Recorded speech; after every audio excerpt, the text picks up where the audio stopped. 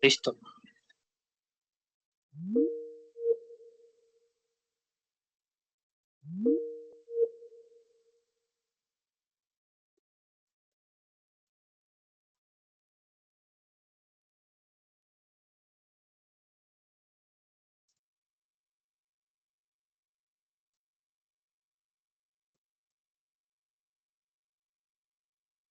Buenas noches, compañeras y estimado tutor. En el día de hoy le venimos a socializar nuestra comunidad de indagación, la cual tiene como nombre Neuroeducación para Pensar y Crecer.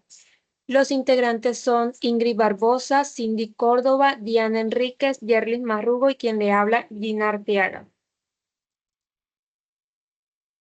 En el día de hoy desarrollaremos nuestra comunidad de indagación implementando el tema de la neuroeducación, la cual ha permitido comprender mejor cómo aprende el cerebro humano y cómo las emociones, el contexto y las experiencias influyen en el aprendizaje de nuestros estudiantes.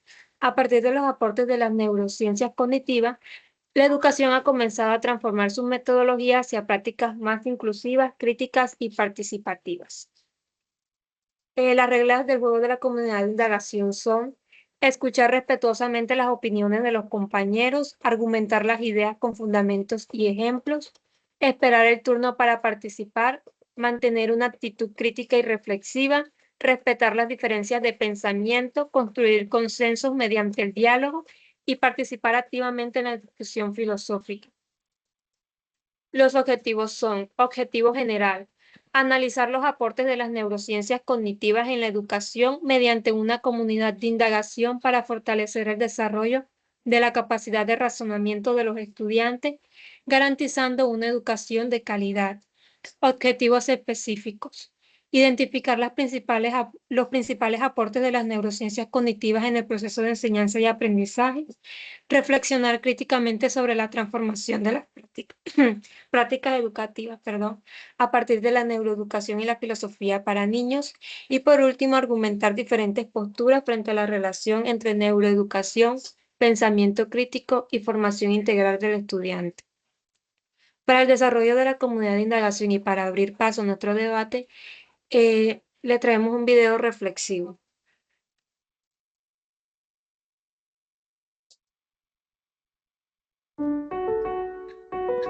En no mucho, intentar enseñar sin conocer cómo funciona el cerebro será algo así como intentar diseñar un guante sin nunca antes haber visto una mano.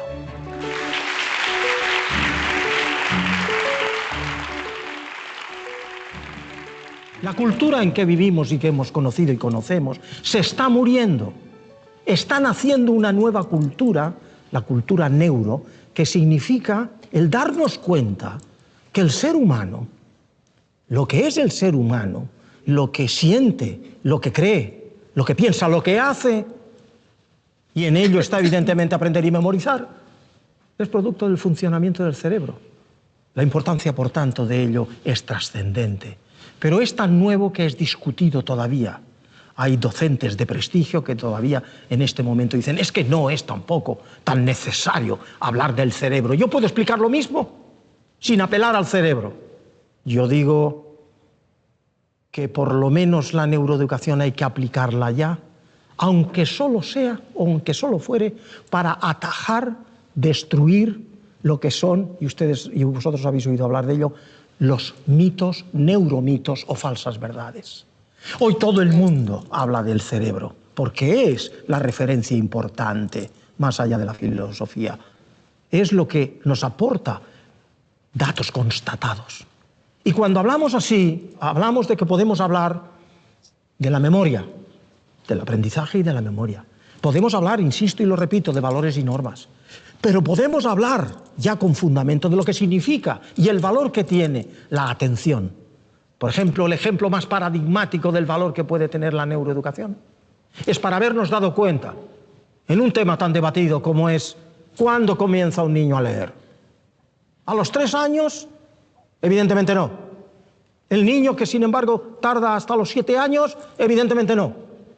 Se estima por observación que el niño en general de un colegio a los 5 años, 6 años ya está listo para aprender a leer. Pero no todos. ¿En qué se fundamenta ahora que la neuroeducación pueda decir algo?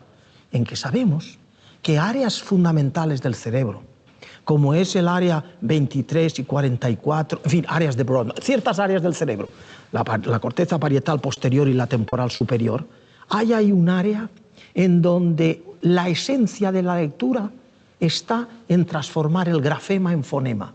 Si eso no ocurre, se lee muy mal o cuesta mucho. O hay que acudir a expandir los circuitos en otras áreas que cuesta sangre, que quiere decir castigo, quiere decir desazón, quiere decir malestar del niño al aprender. Y aprender algo, si hay que aprenderlo bien, hay que hacerlo con alegría. ¿Qué es cuando se aprende?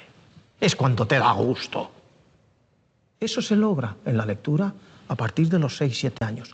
¿Por qué? Porque esas áreas ya sabemos ahora que han terminado de formarse los circuitos sinápticos y además aislar los axones con mielina para que la información vaya con nitidez. Enseña a un niño de 7 años a leer y te lo hace en 3 semanas.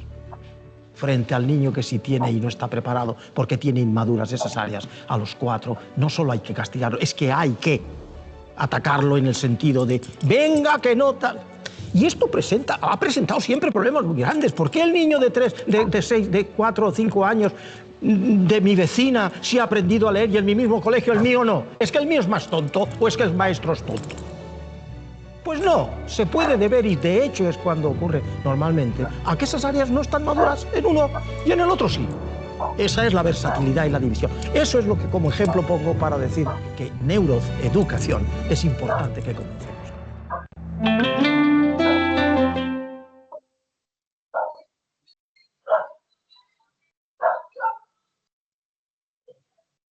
Listo, ese fue el video. Y bueno, a partir del video nos lleva a escoger la competencia del pensamiento crítico, debido a que Francisco Mora en él nos invita a cuestionar la educación tradicional y a reflexionar sobre cómo nosotros como futuros docentes podemos implementar los conocimientos de la neuroeducación para transformar los procesos de enseñanza y aprendizaje.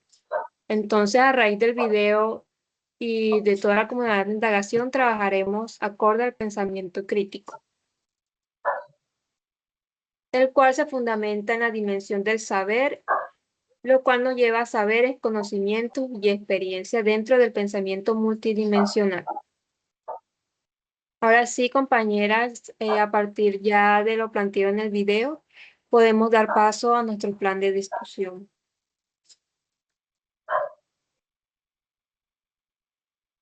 ¿Qué es la neurociencia cognitiva?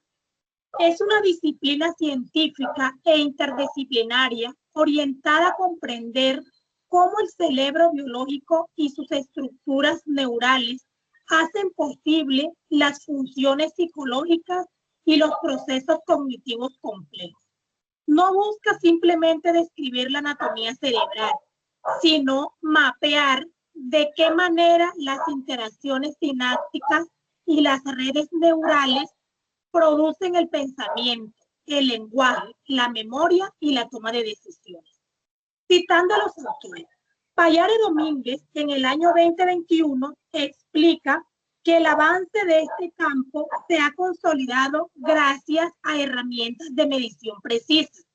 El gran auge de la neurociencia cognitiva a partir de la llamada década del cerebro en los años 90 del siglo pasado, propiciando en gran medida por las técnicas de neuroimagen, situó al cerebro en el centro de las miradas de los profesionales de la educación.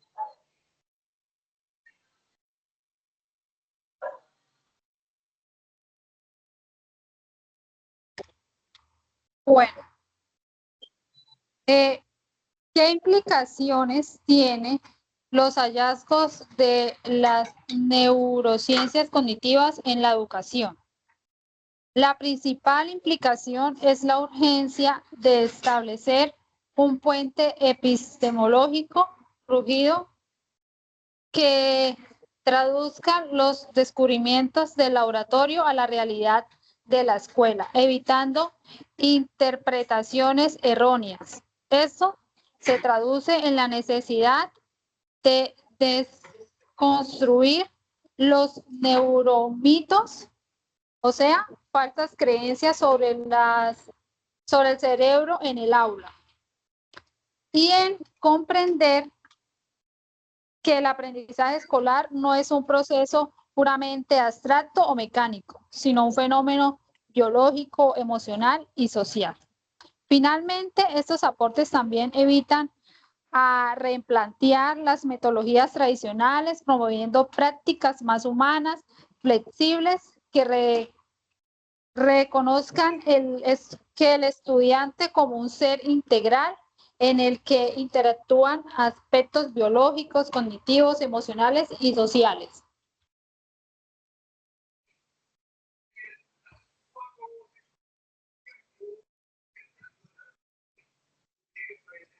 Bueno, nuestra tercera pregunta dice, ¿cómo debe transformarse la práctica educativa en relación a la neuroeducación?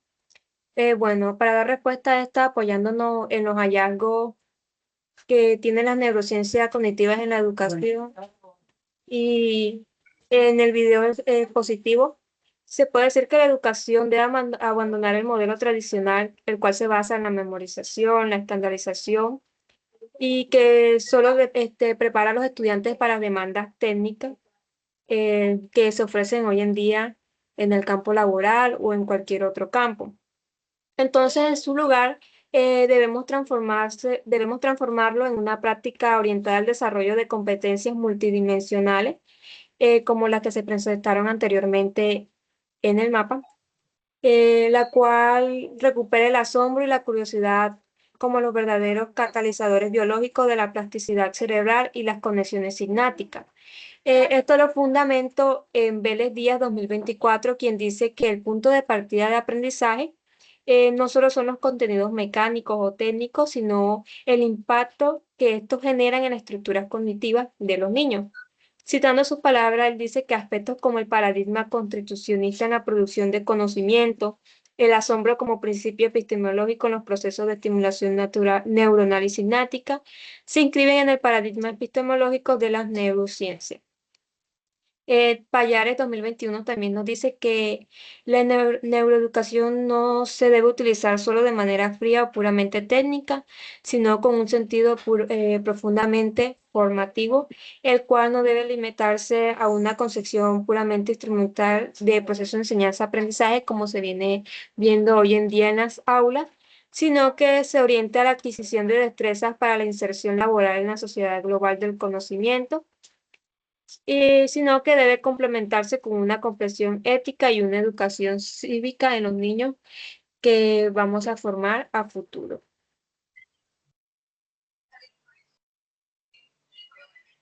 ¿De qué manera el programa de filosofía para niños es consecuente con los desarrollos de la neuroeducación? El programa de filosofía para niños resulta coherente con los desarrollos de la neuroeducación, ya que favorece el pensamiento crítico, creativo y cuidadoso a través de la comunidad de indagación. Vélez plantea que los niños poseen naturalmente capacidades como la curiosidad, el asombro y el deseo de preguntar, elementos fundamentales tanto para la filosofía como para el aprendizaje desde la perspectiva neuroeducativa. ¿Qué significa esto? Que los niños no llegan al aula como sujetos vacíos, que deben llenarse de información, sino que son personas capaces de pensar, interpretar y cuestionar el mundo que los rodea desde sus propias experiencias. Por esta razón, la filosofía para niños propone espacios donde el diálogo y la participación tienen un papel central. Desde la neuroeducación se reconoce que el aprendizaje es más significativo cuando existe motivación, interés y participación activa. Precisamente, la comunidad de indagación permite que los estudiantes aprendan de manera dinámica, conectando lo que piensan y sienten con las experiencias que viven dentro y fuera del aula. El hecho de poder preguntar libremente, compartir opiniones y construir respuestas colectivamente estimula procesos cerebrales relacionados con la atención, la memoria y la resolución de problemas.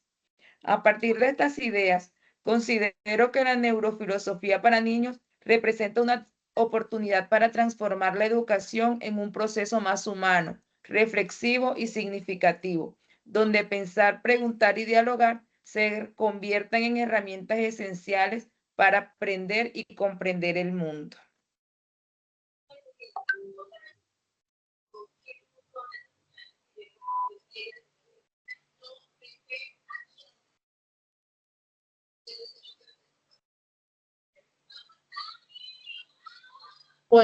Buenas noches. Bueno, ahora vamos a hablar sobre la pregunta filosófica realizada a partir del video y de la socialización de las preguntas. ¿Por qué debería la educación comprender cómo funciona el cerebro en el humano? Según el video de Francisco Mora, la educación debería comprenderse cómo funciona el cerebro humano. ¿Por qué debería la educación comprender cómo funciona el cerebro humano? Bueno, seguimos. A partir del video de Francisco Mora, ¿cómo se debería comprender esta función? Él dice que el aprendizaje ocurre precisamente en el cerebro y no tendría sentido enseñar sin conocer cómo ese proceso se produce a partir de la atención, la memoria, la emoción y la motivación.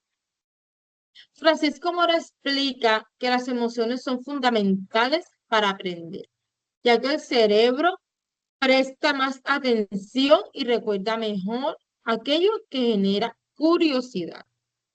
Además de esto, él afirma que el cerebro permite transformar las prácticas educativas hacia metodologías más dinámicas, más participativas y más significativas, donde el estudiante no solo repite información por repetirla, sino que razone y reflexione para que así pueda construir conocimientos y que sean unos conocimientos de él mismo. La neuroeducación busca que la enseñanza esté más acorde con las necesidades reales del ser humano. Incluso el autor menciona una idea muy importante: intentar enseñar sin conocer cómo funciona el cerebro es como diseñar un guante sin haber visto una mano. Esta comparación permite entender que el conocimiento del cerebro ayuda a crear mejores estrategias pedagógicas y ambientes de aprendizaje diferentes para los niños y las niñas.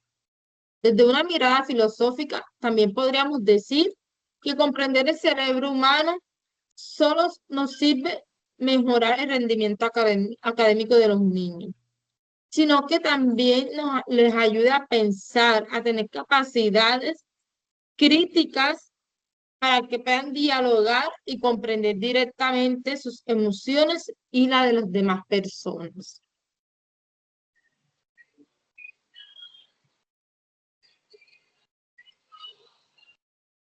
La comunidad de indagación nos permitirá concluir que la neurociencia cognitiva aporta herramientas muy importantes para comprender el aprendizaje humano. Sin embargo, la educación no debe limitarse únicamente a explicaciones biológicas, sino a dimensiones éticas, sociales, emocionales, culturales y filosóficas. Asimismo, se reconocerá el programa de filosofía para niños, fortaleciendo los procesos de pensamiento crítico, creatividad y diálogo reflexivo, que sean coherentes con los principios de la neuroeducación. A propósito, sale también una pregunta a esto para finalizar, que es: ¿qué concepto de verdad puede extraerse del cuento de Caperucita Roja?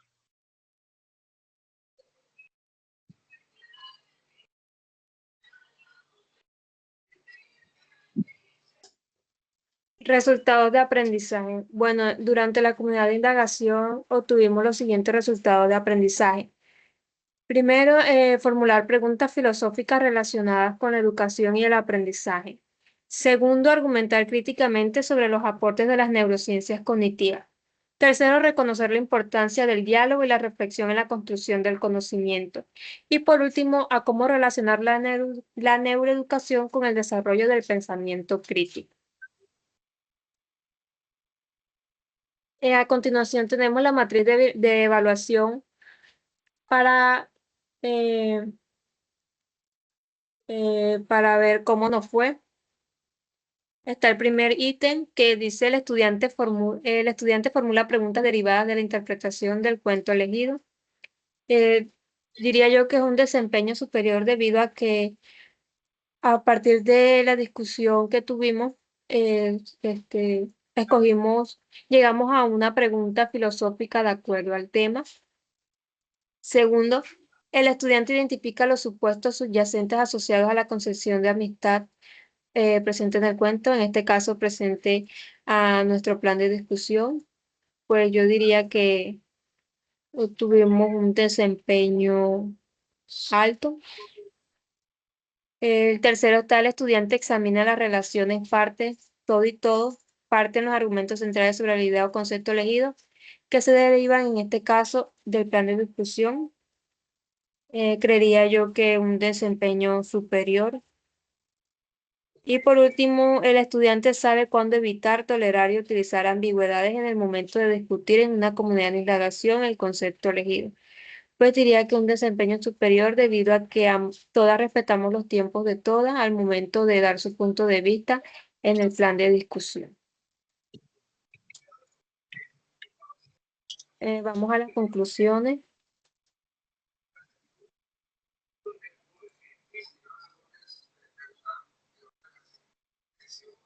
Bueno, de nuestra comunidad de indagación, creo yo que todas llegamos a la conclusión de que las neurociencias cognitivas pues han transformado la comprensión de los procesos de aprendizaje y enseñanza hoy en día en las instituciones. No sé cuál de las compañeras quiera agregar otra conclusión de lo que presentamos hoy.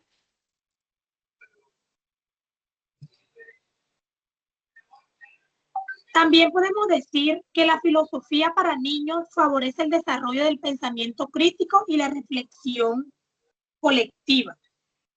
Y pues como última conclusión, podemos decir que la comunidad de indagación promueve habilidades argumentativas, éticas y dialógicas fundamentales para la formación integral.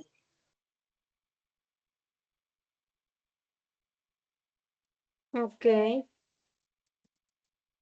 ¿Alguien más quiere hacer algo que le quedó de hoy? ¿Quieren aportar algo más? Bueno, la conclusión que yo puedo dar es que a partir del video que vimos hoy, es importante no comparar a los niños, ya que cada uno tiene su diferente tipo de aprendizaje, como lo dijo Mora. No podemos obligar que un niño tenga el mismo aprendizaje que otro niño, viendo que son diferentes. Entonces, hay que respetar esa parte como docentes profesionales que vamos a salir de aquí de este proceso. Tenemos que tener en cuenta muy claro eso, que todos los niños no son iguales y vamos a aprender de diferentes maneras. Lo que hay es que tenerle mucho amor y pues buscar las maneras, las estrategias de enseñarle a cada uno de diferentes maneras para que así todos lleguen a una misma sintonía y puedan aprender lo mismo. Claro, diferentes maneras, porque todos no van a aprender igual. Entonces, como que lo que me gustó mucho y me gustó mucho cuando él dice que intentar enseñar sin conocer cómo funciona el cerebro es como diseñar un guante sin haber visto una mano. Gracias.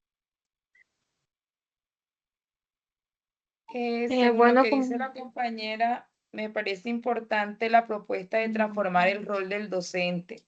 ya que el maestro debe dejar de ser únicamente quien transmite conocimiento y debe convertirse en un mediador que oriente el diálogo, que acompañe ese pensamiento y motive a los estudiantes a reflexionar de una manera autónoma, lo cual hará pues que el aprendizaje sea más significativo, reconociendo la voz y las capacidades de cada niño.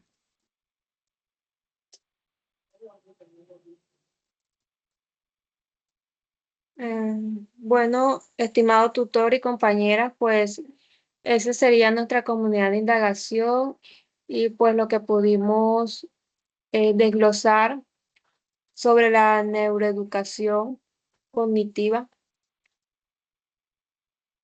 Muchas gracias por la atención prestada.